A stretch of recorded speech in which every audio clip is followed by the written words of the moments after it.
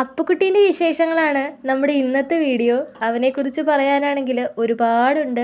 ഈ ഒരൊറ്റ ഷോർട്സിൽ ഉൾക്കൊള്ളിക്കാൻ പറ്റുന്നതേ അല്ല. നമ്മുടെ അപ്പുറത്തുള്ളൊരു വീട്ടിൽ നിന്ന് അവർക്ക് നോക്കാൻ പറ്റാത്തൊരു സാഹചര്യത്തിൽ നമുക്ക് തന്നതാണ് അപ്പുവിനെ.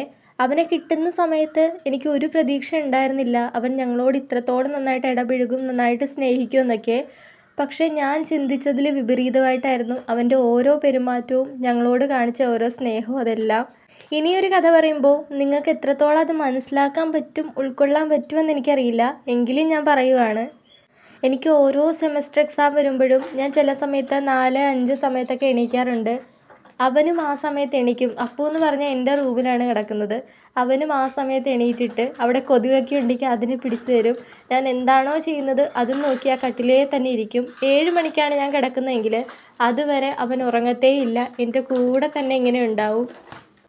നമുക്ക് വേണ്ടുന്ന സാഹചര്യത്തിൽ മനുഷ്യന്മാരെക്കാളും കൂടുതൽ നമ്മുടെ കൂടെ ഉണ്ടാകുന്നത് ഇതുപോലെയുള്ള മിണ്ടാപ്രാണികളാണെന്ന് ഇവരിലൂടെയാണ് എനിക്ക് മനസ്സിലായത്. അങ്ങനെ എല്ലാവർക്കും ഇതുപോലെയുള്ള ചെറിയ ചെറിയ സാഹചര്യങ്ങൾ, അനുഭവങ്ങൾ ഉണ്ടാവുമെന്നാണ് എൻ്റെ വിശ്വാസം. അപ്പോൾ നമ്മുടെ ഇന്നത്തെ വീഡിയോ ഇത്രയൊക്കെ ഉള്ളൂ. വീഡിയോ ഇഷ്ടപ്പെട്ടാൽ സബ്സ്ക്രൈബ് ചെയ്യണേ. ടാറ്റാ.